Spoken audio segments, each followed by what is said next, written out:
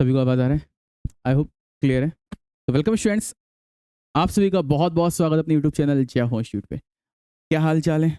I hope सब मस्त है, एकदम बिंदास है। तो जैसा कि काफ़ी सारे बच्चे ऐसे हैं जो अभी अभी 12th पास किए हैं और 12th पास करने के बाद नेवी का फर्स्ट अटैम्प्ट है। फर्स्ट अटैम्प्ट में अब सर नेवी की तैयारी करना चाहते हैं, लेकिन उसके लिए सारी चीज़ें नहीं पता है। ठीक है, काफ़ी बच्चों से तो ये कहा जा रहा है कि नेवी की तैयारी बेटा अब तुम ना करो क्योंकि नेवी का फॉर्म ही नहीं आने वाला है ना? तो ऐसी अगर आपको कुछ भी खबर सुनने को मिल रही हो कि नेवी का फॉर्म नहीं आने वाला है, नेवी की तैयारी ना करें, तो ये सब चीज़ें बिल्कुल गलत हैं।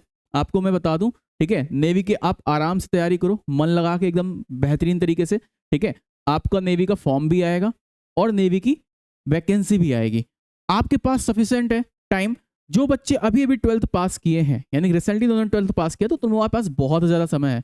ठीक है, मैं पूरी एलिजिबिलिटी आपको बताने जा रहा हूँ। एलिजिबिलिटी जाने के बाद बहुत ध्यान समझना। सबसे पहले मैं आपको बता दूं कि ये अगर आप नेवी की तैयारी कर रहे हैं, ठीक है, तो ये बैच आपका जो है मात्र 799 का विक्रमादित्य है, जो कि आपकी एप्लीकेशन पे चल रहा है 799 का।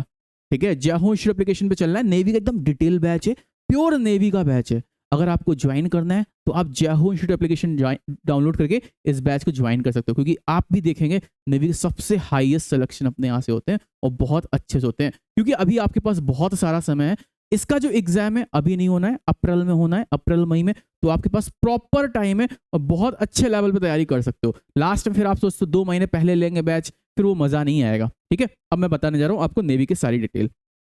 तो सबसे पहले समझना कि अगर मैं बात करूं, मैं इसमें एसएसआर के बारे में बात कर रहा हूं, एमआर की चीज आपको बाद में बताऊंगा। नेवी एसएसआर के बारे में, तो आपकी जो एज है 17.5 से 20.5 होनी चाहिए। काफी बच्चे 21 मानने चलते, 21 नहीं होनी चाहिए। 21 के बाद क्योंकि 6 महीने लगता है प्रोसेस में, आप एलिजिबल नहीं हो। अच्छा, मेरे को कमेंट में ये बताना सर मेरी एज इतनी है, तो मैं एक आपका वीडियो बना दूंगा जिसमें मैं बता दूंगा आपके पास कितने अटेम्प्ट है। ठीक है, तो सभी लोग कमेंट में अपनी एज जरूर भेज देना कि सर ये मेरी एज है, बता दो मेरे पास कितने चांसेस हैं। ठीक, एलिजिबिलिटी 10+2 पास होने चाहिए विथ पीसीबी। ठीक है, फिजिक्स केमिस्ट्री मैथ्स, ठीक है, फिजिक्स केमिस्ट्री मैथ होनी चाहिए। ठीक, हाइट है आपके पास 157 मेल के लिए और 157 फीमेल के लिए। आपकी जो हाइट है 157 सेंटीमीटर होनी चाहिए। ठीक है, आपको 12th पास होना चाहिए और आपकी जो हाइट है बेटा 157 होनी चाहिए। 157 नहीं है तो आप मेल और फीमेल दोनों में इक्वल कर दिया है। ठीक है, और 50% आप ये मान के चलो कि आपके पास 50% होने भी चाहिए। 50% आपके पास मार्क्स होने चाहिए। 50% मार्क्स नहीं है तो भाई बड़ी दिक्कत है, इतना याद रखना।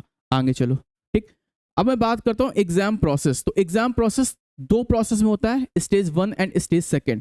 अगर मैं बात करूँ स्टेज 1, तो स्टेज 1 INT एग्जाम होगा जिसमें maths, English, physics and science and रागा, ठीक है, केवल क्वालिफाइंग इन नेचर होता है। और जिसके पास NCCC सर्टिफिकेट है वो बेटा डायरेक्ट लेटरल एंट्री ले लेते हैं फेज 2 में।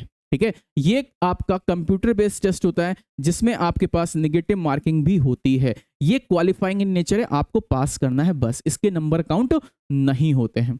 आगे हम बात करते हैं अगर स्टेज 2 की, तो स्टेज 2 में सबसे पहले आपका PFT होगा जिसमें आपके पास मेल हो चाहे फीमेल हो, दोनों की रनिंग 1.6 किलोमीटर है। बस टाइम में डिफरेंस है, 6.5 मिनट है यहाँ पे। ठीक है, 6 मिनट 30 सेकंड में, और यहाँ पे 8 मिनट है। स्क्वाट 20 एंड 15, पुशअप 15 और 10, बेंट नी सीटअप 15 और 10। इस तरीके से आपसे लगवाए जाएंगे। गर्ल्स से भी पुशअप होगी, एयरफोर्स में गर्ल्स की पुशअप नहीं होती है। Written same as non negative marking. ठीक, याद रखना रिटन एग्जामिनेशन जो है आपका सेम एज फेज 1 रहता है। ठीक है, लेकिन नेगेटिव मार्किंग नहीं होती है और ये ऑफलाइन मोड में OMR पे गोले भरने वाला होता है। तो अगर आप OMR से गोले भरेंगे तो आपका इसमें हो जाएगा। ये ज्यादा हार्ड नहीं होता, ये पेपर हार्ड आएगा लेकिन सिलेक्शन इसमें इजी है। फेज 1 अगर आप पास कर जाओगे तो आजकल क्या हो रहा है, नेवी 2 बार में एग्जाम करा रहा है, यानी एक बार एग्जाम होने के बाद फिर आपको जैसे ही फेज 2 में आएंगे तो फेज 2 वालों के 2 बार आंसर आते हैं, यानी 2 बार उनकी कॉलिंग आती है। ठीक है, मतलब रिटर्न एग्जाम दोबारा नहीं देना, यानी उनके पास 2 चांसेस होते हैं कि हाँ अगली बार नेवी उनको बुला सकता है ज्वाइनिंग के लिए। ठीक है, उसके बाद मेडिकल होता है। मेडिकल में अगर आप अनफिट हो, मेडिकल में आपका एक्सरे नहीं होगा, परेशान ना हो, ECG नहीं होगा।